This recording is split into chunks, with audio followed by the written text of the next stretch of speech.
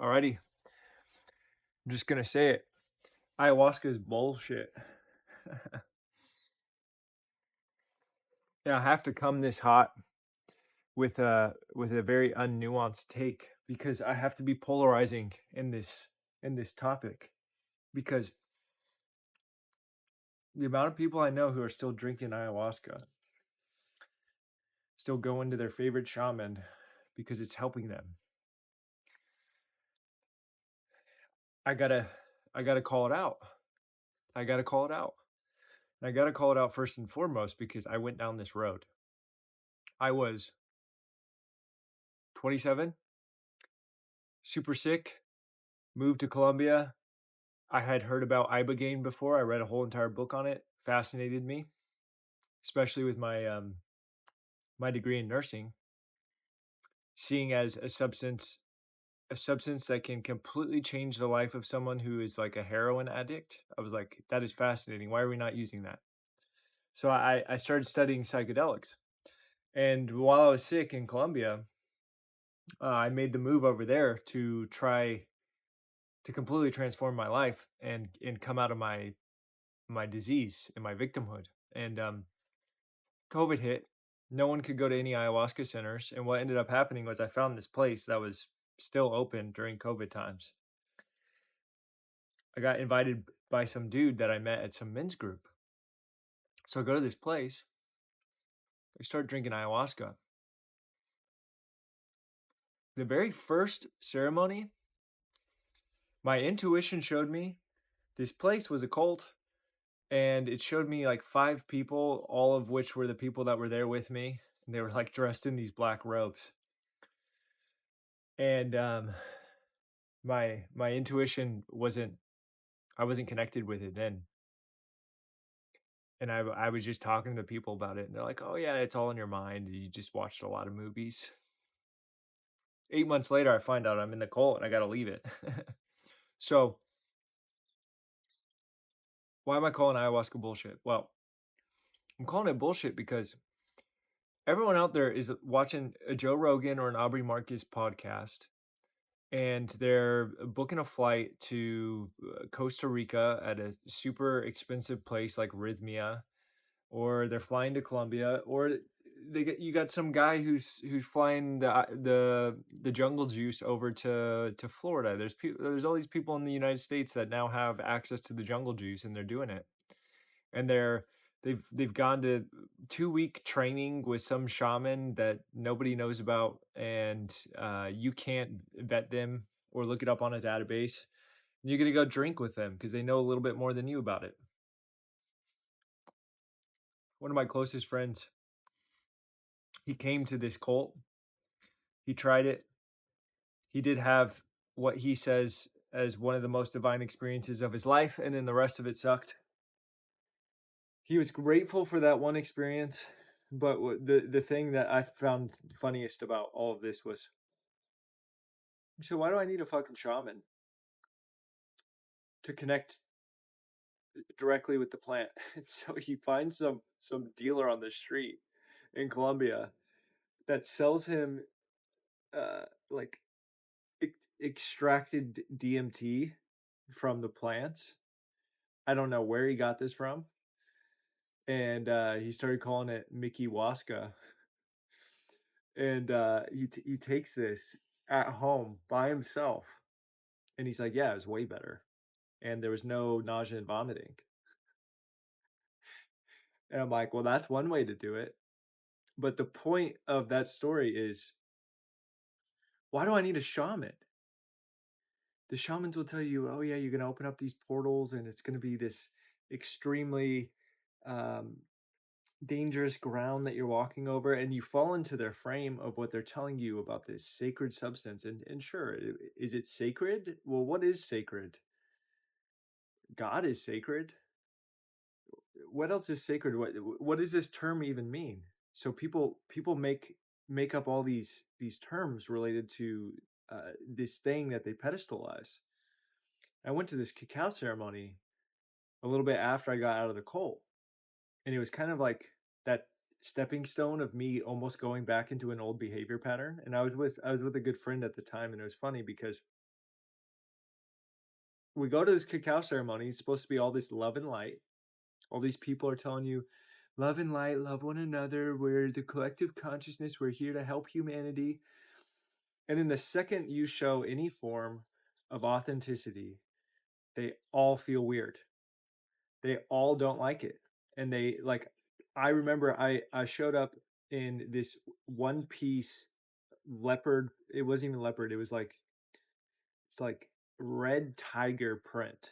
It was dope. If I were to any festival in America, people would be coming up to me all day like that is sick. I got it in Mexico, and I rock it at this cacao ceremony. It's a freaking cacao festival. Why would I not wear it? And the amount of judgment I got from all these people that are spiritual and accepting of other people, it was absolutely hilarious. And there's a guy there named Harlow who I actually work with now, and he's got a clay company from Costa Rica, and the clay's incredible. It's called Vita Blue Clay, and he found this property. He bought this property, and he starts digging to put something in, and he finds out that he's got one of the few blue clay residences in all of the world, and so he made a clay company out of that. But at this cacao ceremony, he's showing people how to put the clay on as a face mask so they can use it. I was like one of the only people to let him put the clay on me, and I wore it as like war tribal paint in a way. He did a cool design, and I'm walking around with this clay paint on, and everyone there is judging me. Everyone, they're looking at me, and like it's that look of like, what are those? But everyone's looking at you, and it's just pure judgment. And I found this in these ayahuasca circles. It's like all these people circle jerking and and healing themselves, right? What does that word mean? Well, you're healing. You're you're getting down on the ground and healing to someone. That's what that means in these places. Bow down to me, the shaman. I have this sacred substance and only I can touch it. It's so sacred that I put it in a $1 plastic container, and then I pour from that. So sacred. Just a bunch of bullshit. One of the only places I went to that was actually good, I find out that like the family of the shaman is abusing his wife. It's like his brother is super abusive and he drinks this substance that's so good for you and makes you such a loving person, but he beats his wife. It's like you find this in all of these communities. If you watch the documentary The Last Shaman, oh my god. It is like the best depiction of this spiritual warfare that's going on with these substances. I'll give you the Cliff Notes version. Spoiler alert. This kid's super sick, can't find any answers, finds out about ayahuasca, travels all over Ecuador, Peru, goes to all these places. Peru and Ecuador are crazy with the spiritual warfare that's going on there, and Colombia as well. Brazil. He goes down there. He's going to all these different types of shamans, and he gets to a point. I don't remember the movie completely, but he's like running out of money. He's trying to figure things out. He's in a deep state of victimhood. He's meeting like these crazy people, like some dude from Kentucky that becomes a shaman, and he's serving ayahuasca out of these water bottles, and it's not even an apartment; it's like a shack. And he's just this kid is so lost, and he's trying to find answers, and he meets this dude who's an actual shaman. And I learned what real shamanism is compared to shaman self-proclaimed. I have this buddy in quick side note. I had this buddy in he went to Peru, and he was a therapist. He studied just gestalt therapy. It's a form of like inner child exploration. It's very powerful. It helped me a lot. This guy's pretty tapped in terms of therapy. He actually gets people results. I've never seen anything like the results he gets people. My ex-girlfriends, family members, I've sent tons of people to him. He's very good. His name's Cheyenne. If you want any information there, just reach out. I'll set you up. He went down to Peru to learn like artistry and stuff, but he ends up staying in some shack. And at this shack, they're serving ayahuasca. And he starts talking to the people there, and they begin to tell him about what's actually going on. There's this massive spiritual warfare behind the scenes of these shamans that are fighting against each other. So you have a small percentage of good shamans who are consistently and constantly on the defensive of these bad shamans who are sending curses, black magic, and master manipulation things towards humanity. And they're at this constant battle. It like never ends. When it's almost like the shaman's got a bunch. He's got his people, and he's performing a ceremony to help them cleanse. And then these other shamans are putting witchcraft on him to try and stop him from getting these people to awaken. And it's just absolute madness. And most people, if you tell them this, they're like, "What? No way." So Cheyenne is a very intelligent man. And he's also very logical and pragmatic. He was telling me he met this shaman, and this guy made the most incredible paintings. Like if you've ever seen those ayahuasca DMT paintings, he makes those. And Cheyenne was talking to him, and he finds out that this guy used to be a shaman.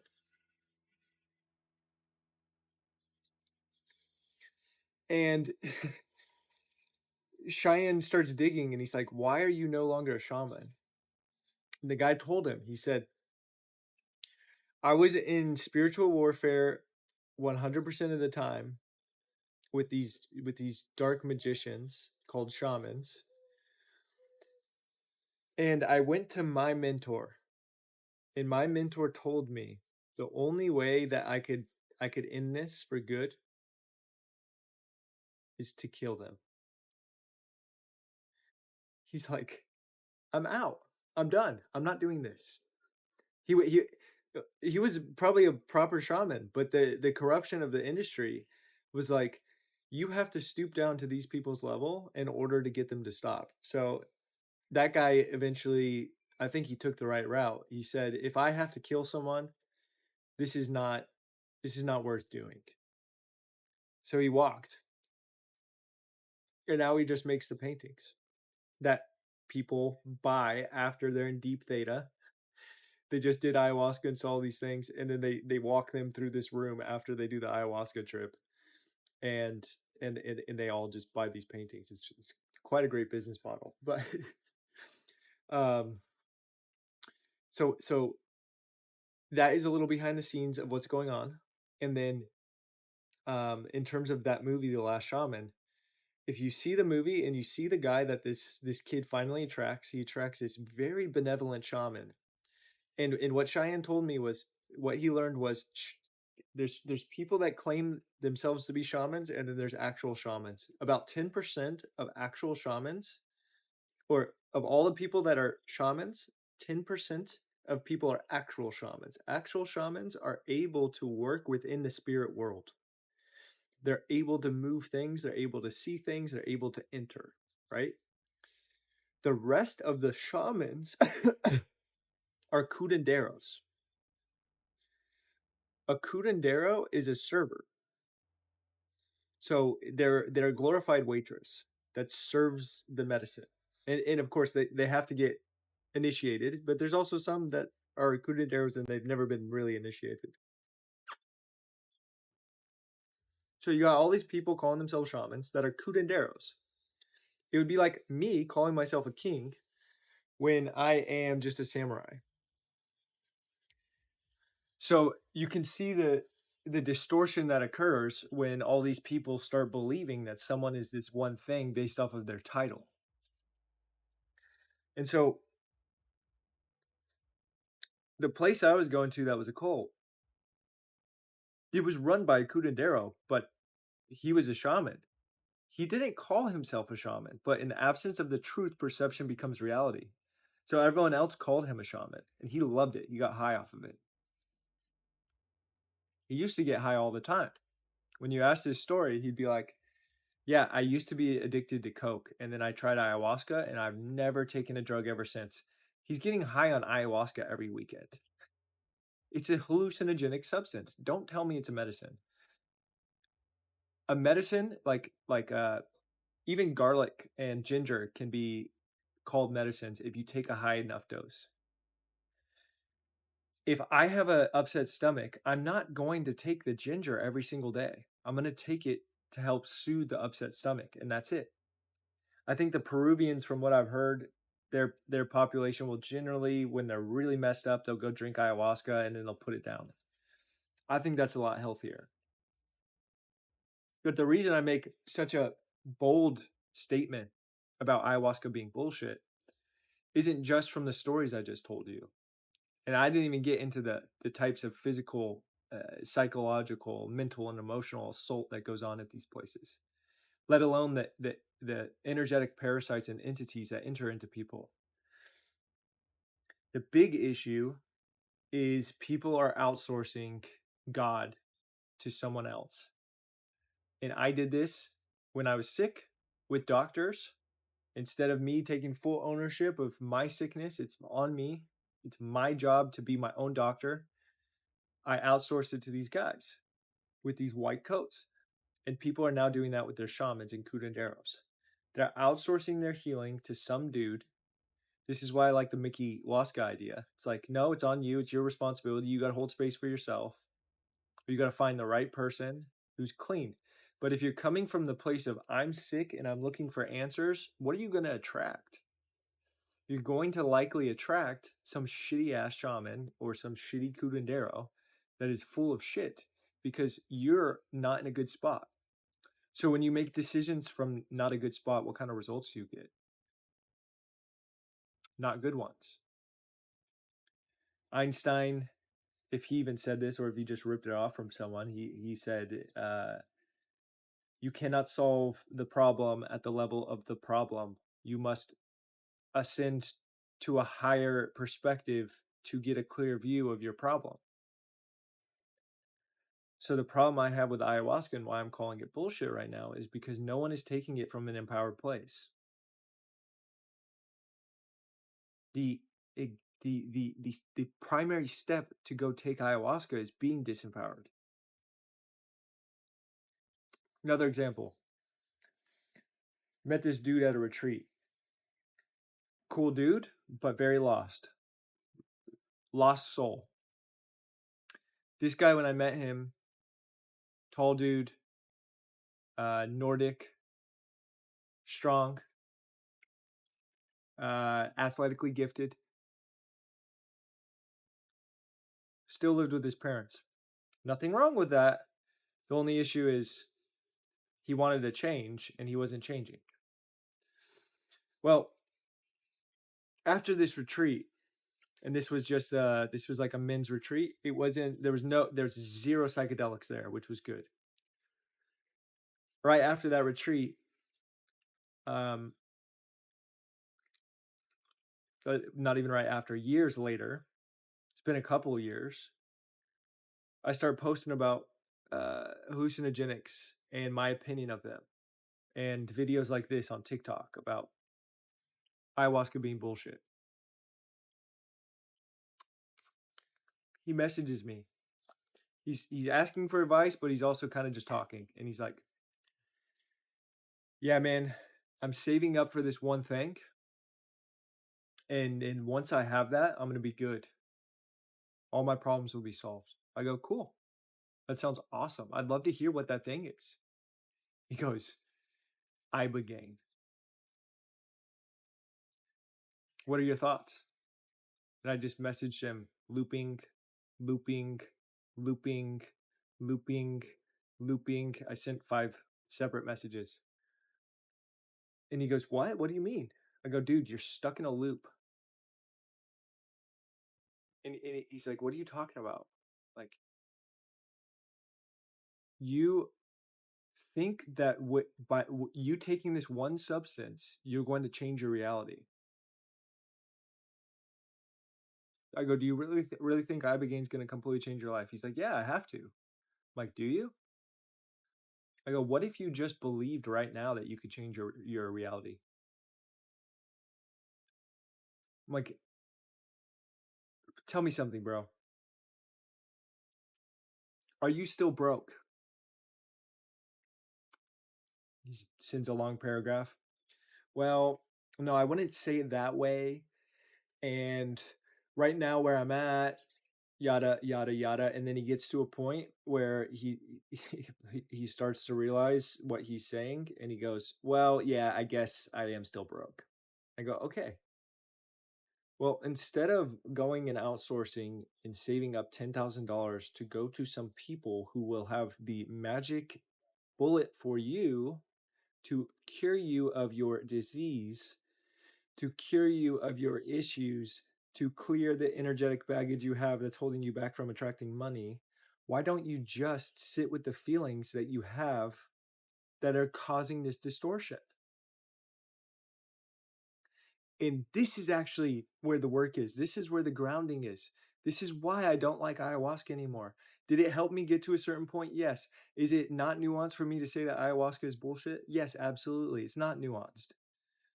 In truth, in reality, ayahuasca, bufo, ibogaine, mushrooms, all of these things can help people see that there are higher dimensions and we're living in a completely different reality. It allows us to see through a different lens. But the reason I'm going so gung ho on this ayahuasca is bullshit mission and statement is because most people get stuck in loops. I've seen very few people actually be able to integrate ayahuasca properly. I have one friend who's done it. We went to a retreat at a different place that wasn't the cult, still kind of culty. He sees some visions. 3 months later, he starts to make some changes in his life. He continues to allow things to unfold. Before you know it, within a year, he's got a business in the Brazilian Pantanal called Journey with Jaguars, and he's running this huge operation, and he's putting a lot of the money back into conservation to protect the jaguar population. It's like, oh my God, this dude just took this substance, and instead of him just going back and saying, oh, instead of doing the work, I'm just going to keep taking it, he went and he implemented everything that he learned, and he never touched it again, and he never will. That is implementation. But most people are fucking afraid of doing that. So what do? They go back. Oh, that gave me some answers. It made me feel clarity. Well, feeling clarity and being clear and doing it are completely different things. This is why the spiritual community is so fucked up. It's because no one is actually grounding and integrating this stuff into existence. There's no embodiment whatsoever. So you run an ayahuasca retreat center, and you're telling me that you're helping all of these people, but they keep coming back year after year. Are you really helping them? I worked for the medical cartel. We would see the same patients week after week coming back in, getting worse. Some of them were not contributing citizens to society. Many people who work hard were paying their tax bills for their medical care. These people didn't care, and they would keep abusing their bodies, and they'd come back in. They'd rip their PICC lines out. They'd do all these crazy things. Then they'd come back in, and they'd have to get help again. And all of the people that were taking care of them that were really good people, all the nurses, all the doctors, getting burnt out. And none of the doctors were holding them accountable. None of them were saying, hey, motherfucker, do you know what you're doing to yourself? Do you know what you're doing to our population? Do you know how selfish you are? None of them were fighting against the system that they were working in either. None of them were going, hey, you're a pharmaceutical company. I don't like it that we're not helping people. I used to work with this guy, Anthony J. He wrote the book Estrogeneration. He does DNA consults, which some people, I don't, I do, I got my results done, but I don't know, I don't really know where I'm at with the whole any company having your DNA. I'm still it's a crossroads for me. For me, I did it and it gave me some valuable feedback. But I tell people, you can get this done. It can help you. But if your privacy really matters to you, I don't know what that company's doing. So do your due diligence. Anyway, this guy, DNA company owner, author, he used to work for the Mayo Clinic. The Mayo Clinic is a huge institution, huge. They do tons of research, tons of money go to them all the time. I think they have cancer centers and all these things, right? Well, Dr. J goes, and you can see this on his YouTube video. He talks about it. He goes, "Hey guys, I've been studying red light therapy, photobiomodulation for a long time. And my hypothesis, and here's the data as well. So it's not just a hypothesis, but my hypothesis, because I haven't personally tested it myself, is we give red light therapy to every patient. They're going to get better sleep. They're going to get better outcomes. They're going to come off their meds quicker. They're going to get out of the hospital quicker. They're going to be more mobile quicker. This is going to save the hospital institutions billions of dollars." You know what his superior said? They go, "Great idea. We're not doing it." He goes, "Why?" They go, "We can't patent those. Can we make the red light a drug?" And he goes, "No, absolutely not." They go, "Okay, well, we're paying you to research drugs that we can patent. So keep doing that." And he goes, "Fuck you guys, I'm out." All of this healing, it's if your practitioner is not figuring out ways to move you forward so that you are not coming back to them, they're not a practitioner. They're not. Ethical practitioner. An ethical practitioner will say, "I'm going to do everything in my power to support you in your own healing. I am not healing you. None of the things we're doing are healing related. We are not curing any diseases. None of that."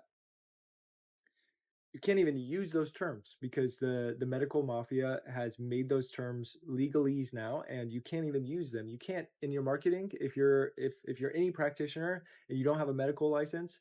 And some of you will say you have to have a medical license in order to be a practitioner. Absolutely not. I know a guy who's helping thousands of people a year.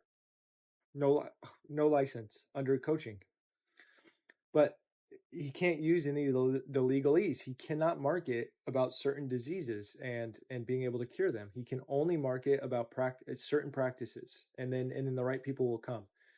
So the medical mafia has completely closed anyone from being able to really find answers,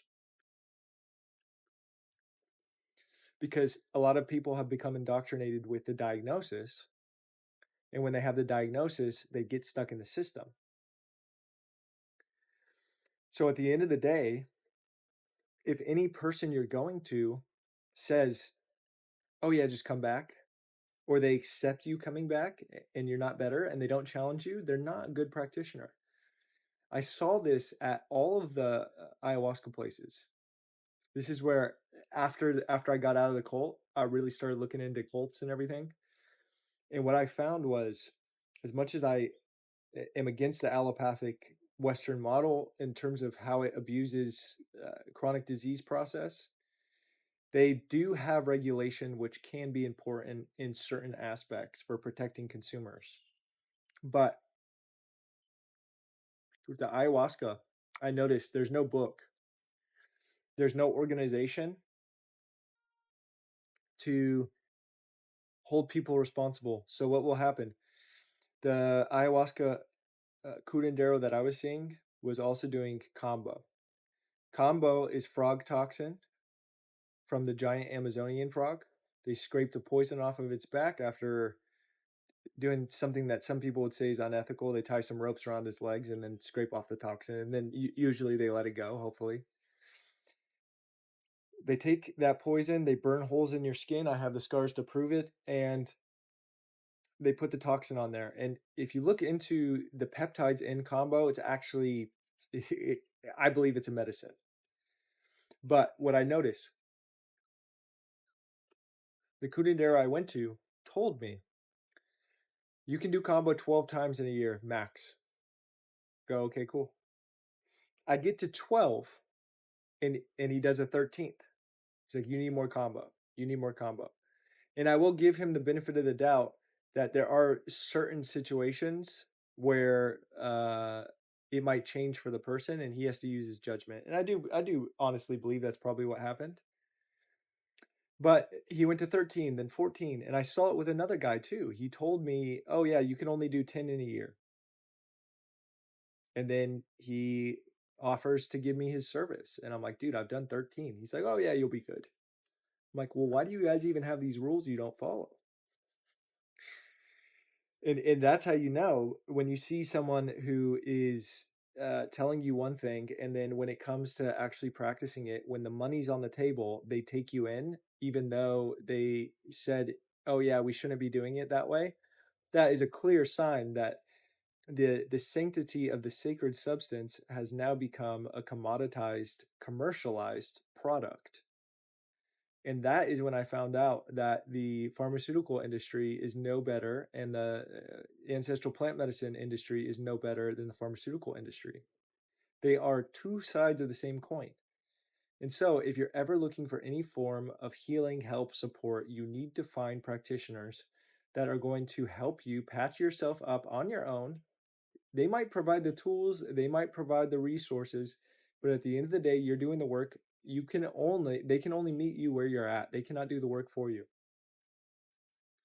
And if the practice is actually working, the only time you would go back to them is if you have a different problem. Because if the problem is still there, it's not fixed. It's that simple. This is the equivalent of people using drugs their whole entire life because they never address the root cause. This is the equivalent of farmers using pesticides that they can never stop using because they've always been spraying their crops with it. They're not going to the root problem because it's easier to find some cookie cutter solution.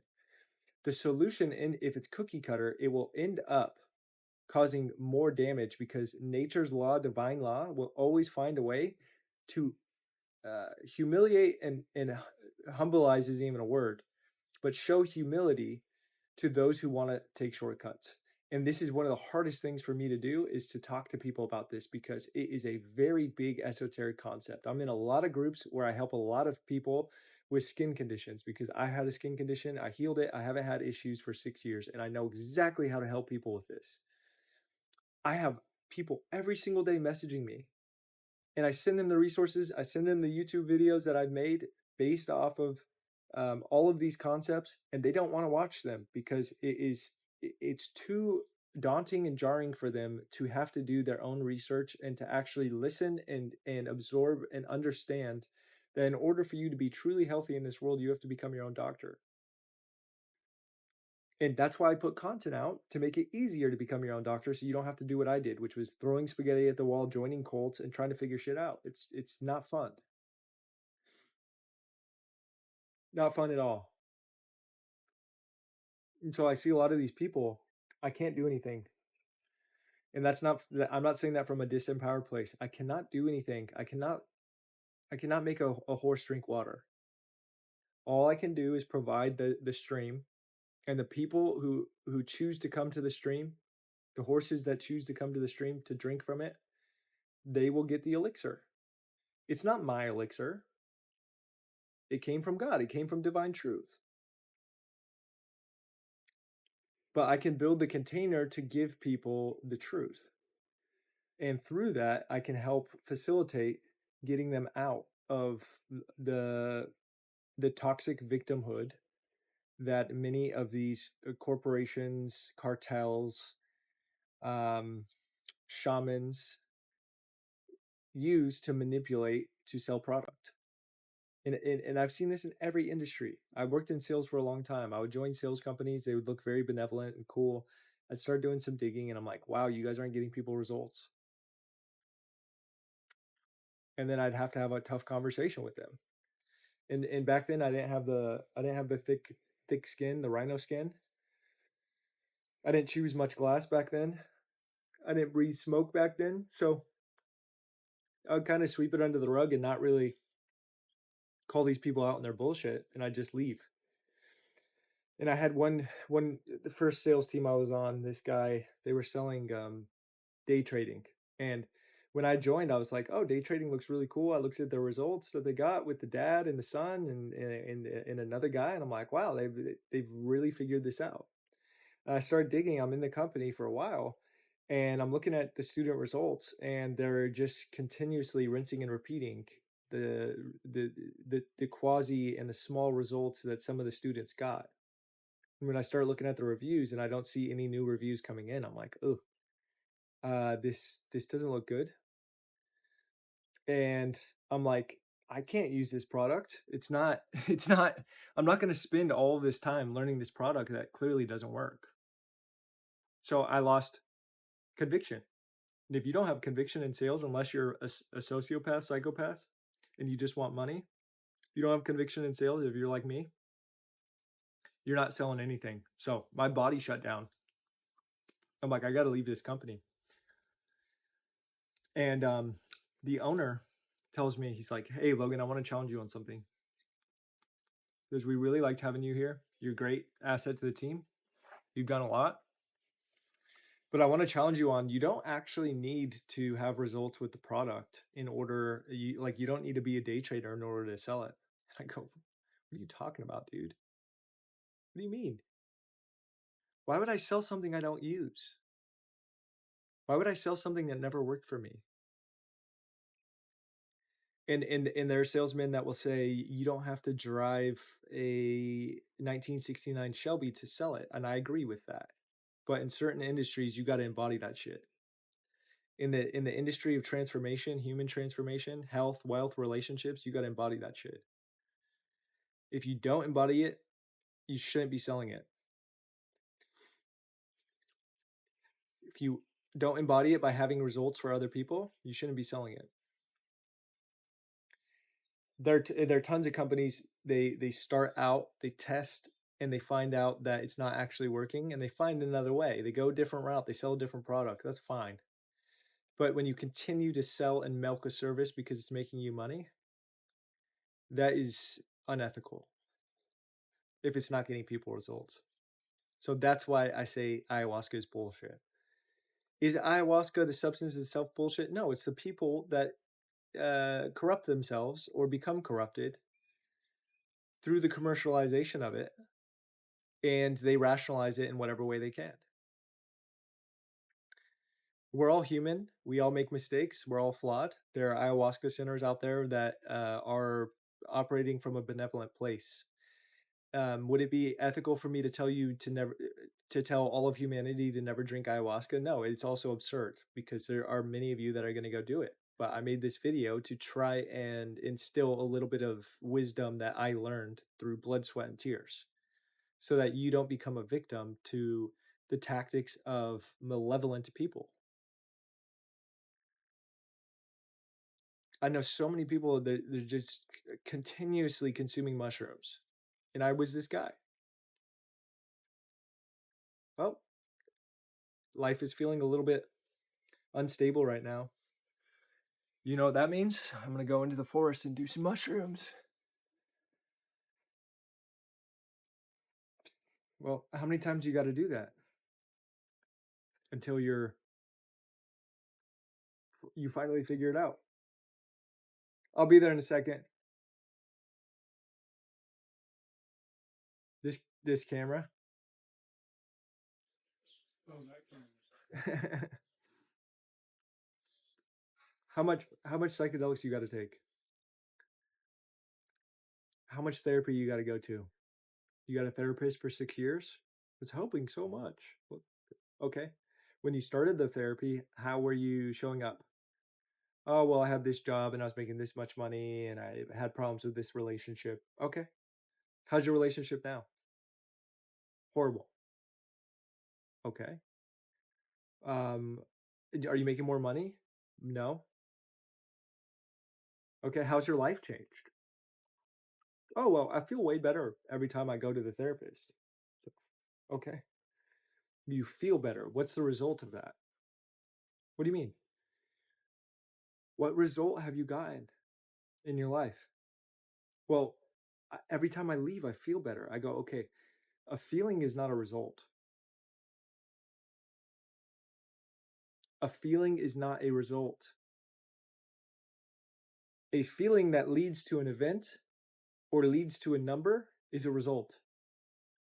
I left the therapist's office and I felt so good. I went out on the streets and I talked to 10 beautiful women. And I got 3 of their numbers and I'm going on a date tomorrow. That is an event. And that's also a number, not the phone number. It's data. I left the therapist's office and I decided I never have to go back again because I solved the root issue.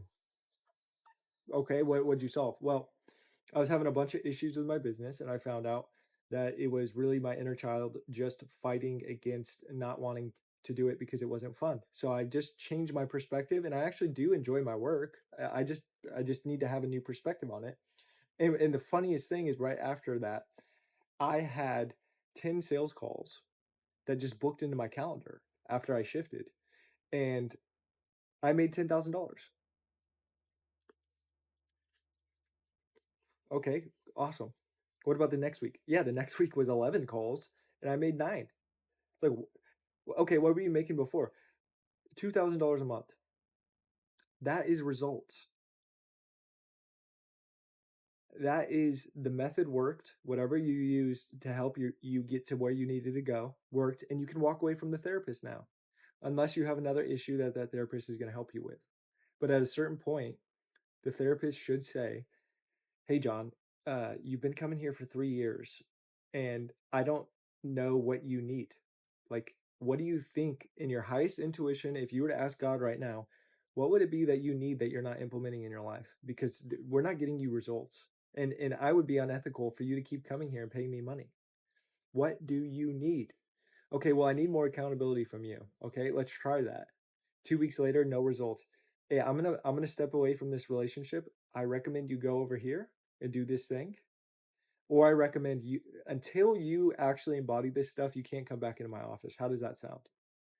That is a proper practitioner. So stop falling for the bullshit, boys.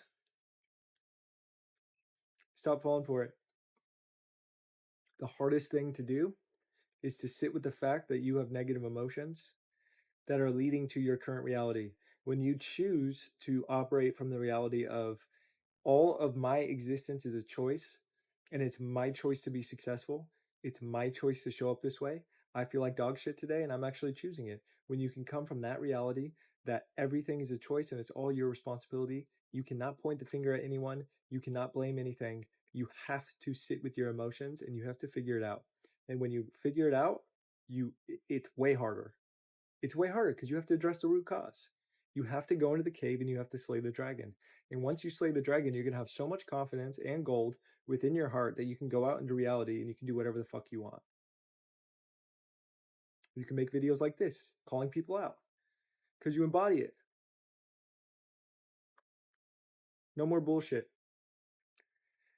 No more relying on other people. No more being a victim. Get it done. Go into the depths of your soul and figure it out on your own. If you need to, get a good mentor. Get in a men's group. Get around people who can help facilitate. But I know people that are leading men's groups that have been leading people for 2 years and none of these guys have changed. Whose fault is it? Well, 1, it's the members, and 2, it's the leader. So that's that. And if you guys want to join a fellowship of men that are getting after it and are not full of shit, Ubuntu Fellowship, I've got the link below. You got to apply. I don't let anyone in. You got to apply. You got to be the right fit culturally, but there's nothing like this. And we're a philanthropic organization. 50% of the proceeds go back to actual causes that help humanity. So if you want to join, apply, and I'll see you in there later.